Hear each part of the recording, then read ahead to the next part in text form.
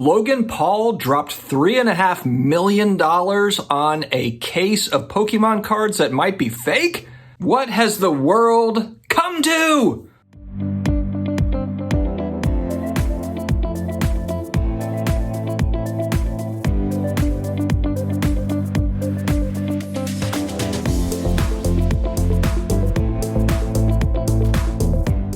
Hello, sports cards, non-sports card collectors, Pokemon card collectors, collectibles people. Good to see you all today. I hope everybody is having a great day so far. Big news in the Pokemon card world. Whether you are into Pokemon cards or not, if you know anything about me, you know that I know everything about Pokemon cards. And when I say everything, I mean nothing, close to nothing. So I am not here today to tell you on why this box is fake or is not fake or whatever. I am reporting the news and just kind of what I'm going to do is I'm going to try to point you in the right direction for a few different resources. We're going to talk about some big picture things around it and just my overall thoughts. If you're new here, please hit that subscribe button. If you like what you hear, a little bit of a like, a little tappity tap on the notification bell, I would appreciate it. Don't forget to connect with me on Instagram at The Personal Finance Dad or on Twitter, The Personal Finance Dad. All right, guys, in Logan Paul fashion, he has made the news with a huge splash, a $3.5 million buy for a case of first edition base set Pokemon cards, booster boxes. $3.5 million bucks. Now, what's happened here is kind of interesting because the Pokemon community, and I think what I think a lot of people want to know is the people that are naysayers, are they just haters? Or do they have a point here? Do they have a point? And I was watching some different YouTube channels on this, some different videos on it. And there is some really good evidence kind of to the side of that the box doesn't look right. There are some things that look a little bit off about the case. Let me shout out Rattle Pokemon. He had a couple of videos on this, and I'll put his channel link in the video description, or at least a link to one of the videos that he had made, because he is a Pokemon guy.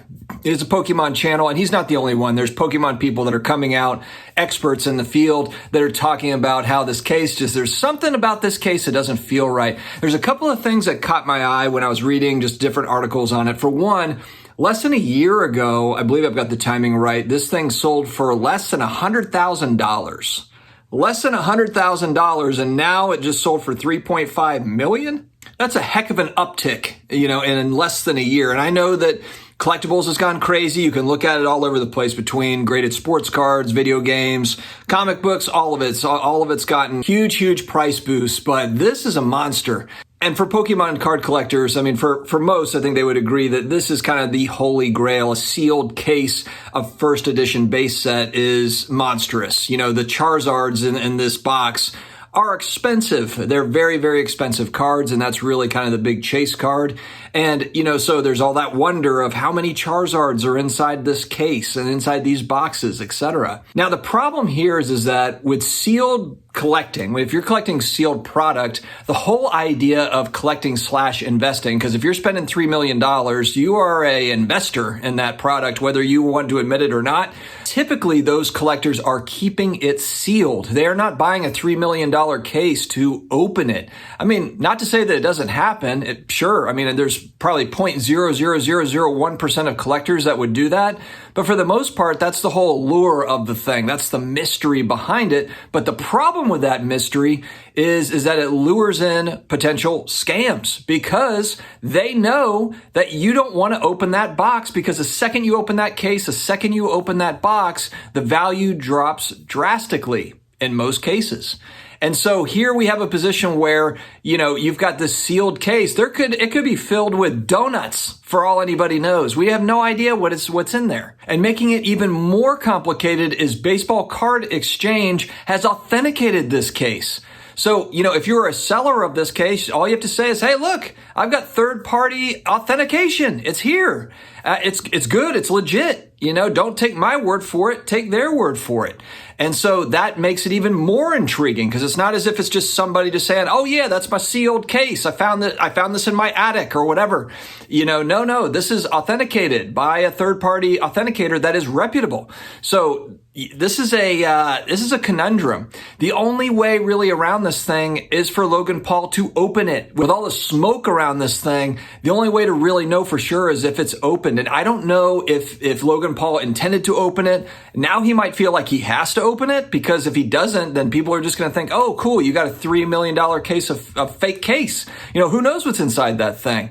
But then Logan Paul is also a very smart YouTuber who probably knows that opening that case would probably get 1 billion views or something on YouTube. He'd probably get like half of his money back from YouTube ad rev. Now, not really, but still, you understand my point. That would get some serious media coverage, and Logan Paul he's the king of that stuff. So this is just an intriguing story. Again, I'm not a Pokemon card collector, but I cover collectibles and I like sports cards, and this falls in that same world. If you had an 86 Fleer case, basketball, this would be kind of the same conversations that are being had.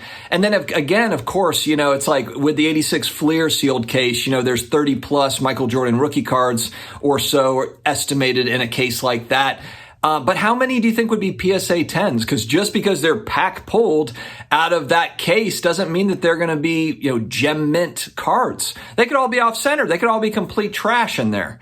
So it's just that's the part that makes this story more intriguing to me is the only way to really know is to open the thing, and opening the thing greatly reduces the $3 million investment, $3.5 million investment made. So I want to hear from you all. Actually, I'm going to try to throw some resources at you in my video description link. Dig into it if you're interested, and let me know in the comments kind of your thoughts on this. Have you already heard about this? Are you a Pokemon card collector? What are your overall thoughts? Guys, this is kind of, this is the big risk when you're in collectibles. It's no different when you're talking about art, and people counterfeiting art and counterfeiting this or that or whatever. And in sports cards and non-sports cards, we see when you've got big money involved, this is going to happen. It always has, and it probably always will. So guys, have an amazing rest of your day. Maybe we'll do a follow-up video to this one just to kind of see what happens. Have a great rest of your day. Stay healthy, stay awesome, and I will talk to you again later.